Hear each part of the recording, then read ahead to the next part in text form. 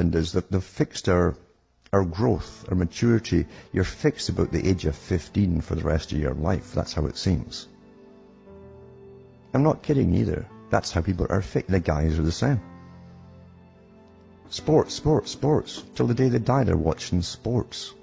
They're watching international corporations that own massive sports teams where guys are paid millions of bucks each per year for throwing or kicking a ball around. Something children do.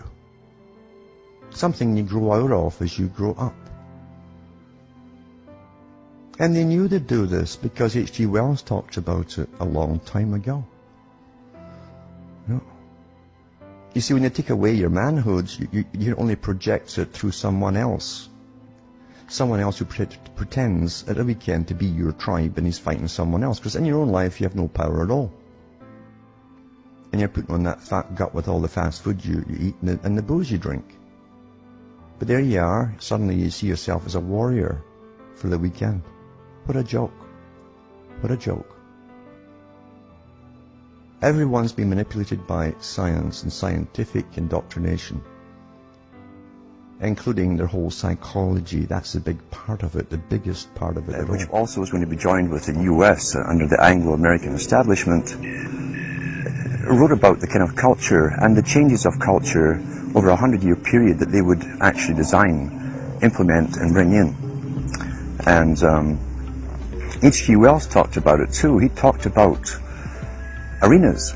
He says arenas could be put up across the world for sports, for instance. Now at that time, sports was something that children, school children were into.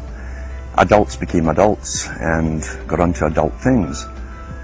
So it was unimaginable at the time that people could actually believe that there was even a need for adult sports and entertainment, never mind having arenas built across the world. But he said we can do this, and voiced basically a sports culture for the males.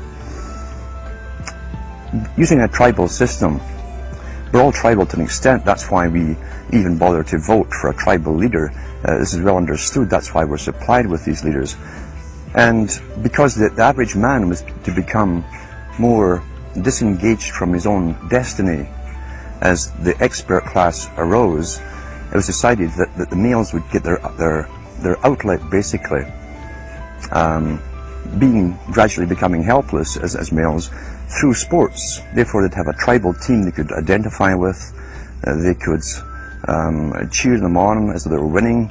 In their own personal lives they were getting nowhere, they were getting disenfranchised in a sense as experts took over decision making for them in all kinds of fields. So this was psychology at use, planned before they even implemented the sports. When radio came along, of course, they used that to the maximum. Sports for the men, soaps basically for the women, and then in came television, as I say, with its alpha state, its hypnotic state.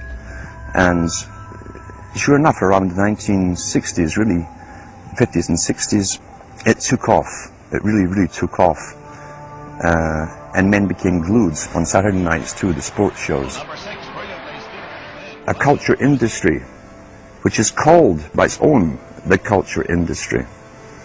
The Soviet Union had a department called the culture industry. Their actors and directors were called the cultural leaders, because they would, like a computer, people like computers, all you have to do is keep giving them new updates every so often, and you can change an entire country or a nation or a block of nations who are all getting the same upgrades at the same time along certain paths. Today we call it political correctness. Most people want to belong to their peer group. They want to be the same as everyone else when it comes to opinions. In fact, they judge their own personal sanity by bouncing ideas off their neighbours and friends who will answer back and agree on these same topics in kind. It doesn't matter if the topics or what you're given are facts or utter nonsense, as long as everyone agrees at the same time.